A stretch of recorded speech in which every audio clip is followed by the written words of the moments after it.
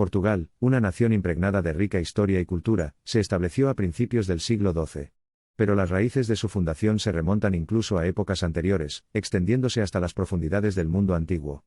Desentrañemos el fascinante viaje de cómo se fundó Portugal, tal como lo conocemos hoy. Nuestra primera parada es la península ibérica. Hacia el 500 a.C., la región, que hoy en día abarca España y Portugal, estaba habitada por diversas tribus celtas e ibéricas. Entre ellos se encontraban los lusitanos, un antiguo pueblo celta que influyó mucho en la eventual cultura y lengua portuguesa. Los cartagineses llegaron a la península ibérica el siglo III a.C. atraídos por sus recursos mineros, pesqueros y por la reputación de los guerreros íberos. Ocuparon el sur de Portugal y, aliados con los lusitanos de origen celta, formaron la primera resistencia a la invasión romana de la península. No obstante, tras las guerras púnicas los cartagineses fueron derrotados, y los romanos incorporaron la región a su imperio como Hispania, a partir de 45 a.C. Los romanos, conocidos por sus poderosas conquistas y su minuciosa administración, también dejaron una huella imborrable en la península ibérica. Su llegada hacia el 218 a.C. trajo consigo una ola de cambios, transformando la cultura indígena celta-ibérica en una civilización híbrida romano-ibérica. En el siglo V después de Cristo, la península enfrentó una nueva ola de migración y conquista. Los poderosos visigodos, una tribu bárbara germánica que anteriormente se había establecido en la Hispania romana, particularmente en lo que hoy es Portugal, se convirtieron en la fuerza dominante. Cale, la actual ciudad de Vila Nova de Gaia, ya era conocida como Portucale desde los tiempos de los godos y de los suevos. En el siglo V después de Cristo, durante la invasión de los suevos, Idacio de Chaves ya escribe sobre un lugar llamado Portucale, a donde huyó Requiario. Sin embargo, en ese momento no era más que el nombre de una población en las cercanías de Oporto. No fue hasta el siglo IX cuando la denominación portucalense, y derivados comenzó a ser usada para designar al territorio del actual norte de Portugal, desembocando en la creación del condado portucalense. El surgimiento del califato islámico alrededor del siglo VIII trajo cambios generalizados a la península ibérica.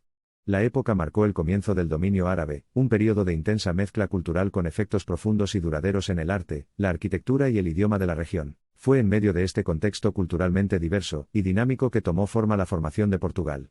El punto de inflexión llegó en 1095 después de Cristo cuando el rey Alfonso VI de León y Castilla, buscando expandir sus territorios, recompensó a un caballero gaélico, llamado Roberto de Normandía, con una parte del litoral ibérico occidental. Roberto de Normandía, también conocido como Roberto de Hugo, es una figura integral en la fundación de Portugal. Roberto, que obtuvo el apoyo y la consolidación del poder de los nobles locales y de la Iglesia, resistió con éxito a las fuerzas musulmanas en la región, allanando así el camino para el establecimiento del nuevo condado de Portugal en 868 después de Cristo. El primer conde oficial de Portugal, según consta históricamente, fue el conde Vímara Pérez. Encargado de la reconquista y cristianización de la región, Pérez dirigió despiadadamente la campaña contra los gobernantes musulmanes restantes y sus aliados, colocando firmemente el territorio bajo el dominio cristiano ibérico. El ascenso del condado de Portugal inició un proceso de independencia gradual, una combinación única de maniobras políticas y campañas militares. Y fue el primer rey de Portugal, Afonso I, también conocido como Afonso Enríquez, quien logró obtener la independencia de facto del Reino de León en 1143, y logró el reconocimiento formal del Papa en 1179. Afonso I, un hábil guerrero y astuto diplomático, ganó una serie de batallas decisivas que subrayaron la durabilidad del nuevo reino, en particular la batalla de Urique en 1139. Este triunfo fundamental no solo aseguró la posición de Alfonso I como gobernante sino que también fortaleció sus aspiraciones de un reino de Portugal plenamente reconocido e independiente. El siglo XIII fue un período de importante crecimiento y consolidación para Portugal. El rey Alfonso III, segundo monarca de Portugal, completó la reconquista, expulsando a los moros del Algarve, y ampliando así las fronteras meridionales del reino. Esto alteró drásticamente las fronteras exteriores de Portugal, más o menos lo que son hoy. Este brillo de victoria se vio ligeramente empañado por disputas internas sobre la sucesión. Pero, por así decirlo, el destino surgiría un héroe de guerra para salvar al joven reino del caos, y fortalecer su posición en el ámbito internacional.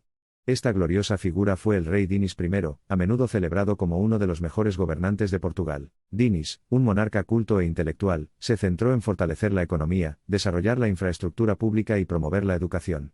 Su mecenazgo hacia las artes y la literatura le valió el título de rey labrador, el rey granjero. Aparte de su enfoque interno, también fue astuto en la política internacional, y selló con éxito la alianza militar más antigua aún vigente, el Tratado de Windsor con Inglaterra. Este metrónimo de sana diplomacia y alianzas de poder serviría como pilar de las relaciones exteriores de Portugal en los años venideros. El siglo XV fue la era de los descubrimientos para Portugal. Durante este período, el reino bajo los auspicios del príncipe Enrique, el Navegante, se embarcó en la legendaria era de la exploración. Esta era de navegación y exploración fue fundamental para extender el alcance de Portugal a tierras lejanas, y provocar una oleada de prosperidad y conocimiento. Exploradores pioneros como Vasco da Gama, Bartolomé Díaz y Fernando de Magallanes, bajo el patrocinio de la corona portuguesa, trazaron nuevas rutas comerciales y descubrieron nuevos territorios. El Cabo de Buena Esperanza fue circunnavegado y se llegó a la India, lo que resultó en el establecimiento de lucrativos caminos de especias. Este período también estuvo marcado por la construcción de magníficos monumentos históricos, incluido el monasterio de Batala, el monasterio de los Jerónimos y la famosa Torre de Belém, que no solo sirvieron como valiosas ayudas marítimas sino que también demostraron el poder monumental, la experiencia técnica y el sentido estético de la época. El final del siglo XV fue testigo de diversos trastornos socioreligiosos, el más significativo de todos ellos fue la Reforma. En esta tórrida esfera de controversias religiosas y luchas de poder, Portugal siguió siendo un fuerte bastión del catolicismo romano, aunque atravesó el turbulento período del siglo XVII, finales del siglo XVIII y principios del XIX fueron una época de nuevos revuelos. Inspirándose en los ideales ilustrados y las revoluciones estadounidense y francesa, las semillas del liberalismo y el constitucionalismo se sembraron en Portugal, culminando en la Revolución Liberal de 1820. La revolución, que buscaba limitar el poder absoluto del monarca y establecer una monarquía constitucional, finalmente tuvo éxito en 1826, con la adopción de la primera constitución portuguesa. Esto marca el inicio de la era moderna para la nación portuguesa. El período de la monarquía constitucional estuvo marcado por conflictos internos e intervenciones extranjeras que fueron a la vez sangrientas y desafiantes. En 1910, la presión por un régimen republicano se había fortalecido y el rey Manuel II, el último rey de Portugal, se vio obligado a abdicar. En 1910 se estableció la Primera República Portuguesa, y el país dio sus primeros pequeños pasos hacia el mundo de la democracia. Sin embargo, la nueva república enfrentó varios desafíos internos y externos, incluidas guerras, golpes de Estado y dificultades económicas. El período que siguió fue el régimen dictatorial más longevo de Portugal, el Estado Novo, establecido por Salazar en 1933, que duró hasta 1974. El período autoritario marcado por la censura y la propaganda, la insularidad y las aspiraciones imperiales, el aislamiento y la frugalidad económica moldearon gran parte del Portugal del siglo XX. Este período también vio el comienzo del fin del imperio colonial. A mediados de la década de 1970, numerosas colonias en África y Asia habían declarado su independencia. En 1974, la Revolución de los Claveles, un golpe pacífico organizado por el movimiento de las Fuerzas Armadas de Portugal, condujo al derrocamiento del régimen del Estado Novo. Los años siguientes vieron el proceso llamado descolonização, el desenredo pacífico de los remanentes del imperio colonial.